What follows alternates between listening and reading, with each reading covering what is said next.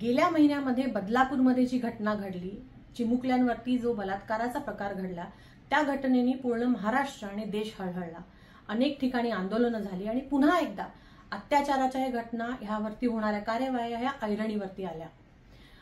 काल असं कळलं की त्या सगळ्या घटनाक्रमातला जो मुख्य आरोपी होता अक्षय शिंदे, ह्याची पोलीस कस्टडीमध्ये असताना तिथे मृत्यू झालेला आहे. पहिल्यांदा असं सांगितलं गेलं की त्यांनी आत्महत्या केली आणि नंतर असं सांगितलं गेलं की पोलीस कस्टडीमध्ये ट्रान्सफर होत असताना त्यांनी तिकडच्या पोलीसचे जे कर्मचारी होते, जे अधिकारी होते, त्यांच्यावरती गोळीबार केला आणि प्रतिकात्मक स्वरूपाने पोलिसांनी त्याला गोळीबार केला आणि त्याच्यामध्ये अक्षयचा मृत्यू झाला. या सगळ्या घटनाक्रमामध्ये बऱ्याच गोष्टींवरती प्रकाश पडणं हे गरजेचं आहे. पोलीस कस्टडीत असताना एखादा असा गुन्हेगार जेव्हा आपण एका जेलमधून दुसऱ्या जेलमध्ये नेतो, तेव्हा क्रिमिनल ट्रान्सफर जो असतो तो मॅन्युअल आहे. त्या मॅन्युअल प्रमाणे 5 वाजेनंतर अशा प्रक्रिया होऊ नयेत असं लिहिलेलं आहे. तरी पण ही प्रक्रिया 5 वाजेनंतर झाली. ती जर नसती झाली तर कदाचित हे सगळं थांबवता आलं असं किंवा नसतं झालं.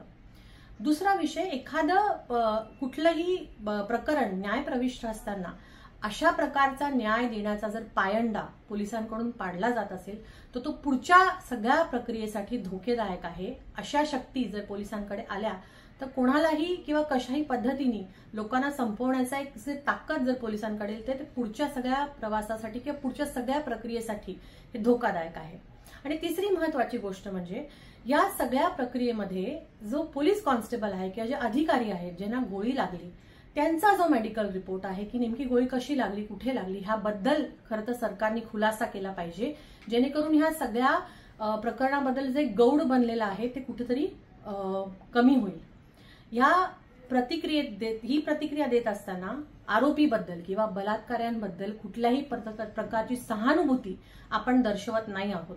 एवढाच प्रयत्न आहे की जी न्याय प्रक्रिया आहे ती तिच्या पद्धतीने पुढे गेली पाहिजे. अशा प्रकारचे हस्तक्षेप त्याच्यात नाही झालं तर बरं राहील. ह्या बदलापूरच्या केसमध्ये विशेषतः 3 गोष्टी प्रामुख्याने आपल्याला लक्षात घेतल्या पाहिजे.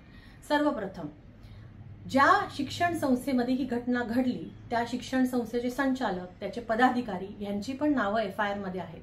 आज तागायत त्यांच्यापैकी कोणालाही अरेस्ट झालेली नाही. त्यांना कुठेही शोधलं जातंय म्हणतात, अब्स्कॉन्डिंग असं सांगतात, सापडत नाही असं सांगतात. असं कसं होतं? एवढ्या मोठ्या गुन्ह्यामध्ये जे FIR मध्ये नाव आहेत ती लोक सापडत नाही.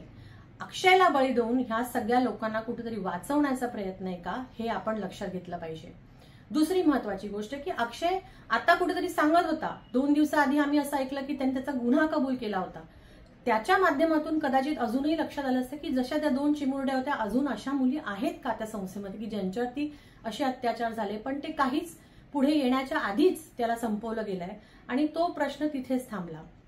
आणि तिसरं आणि महत्वाची गोष्ट म्हणजे आता चौकशीमध्ये असंही कळतं की शाळेतलं CCTV फुटेज हे गायब झालेलं आहे. त्यामुळे हे सगळ्या ज्या बदलापूरच्या केसशी निगडीत ह्या सगळ्या ज्या घटना आहेत त्या अतिशय क्लेशदायक आहेत. कालची झालेली जी घटना आहे ती सवय म्हणून होऊ नये म्हणून खरं तर काळजी ही घेतली गेली पाहिजे आणि पोलिसांनी त्यांचं काम हे चोख पद्धतीने केलं पाहिजे.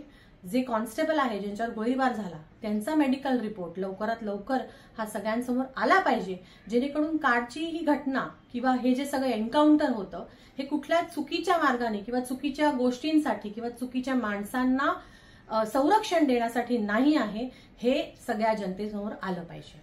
जय भीम, जय शिवराय, जय संविधान.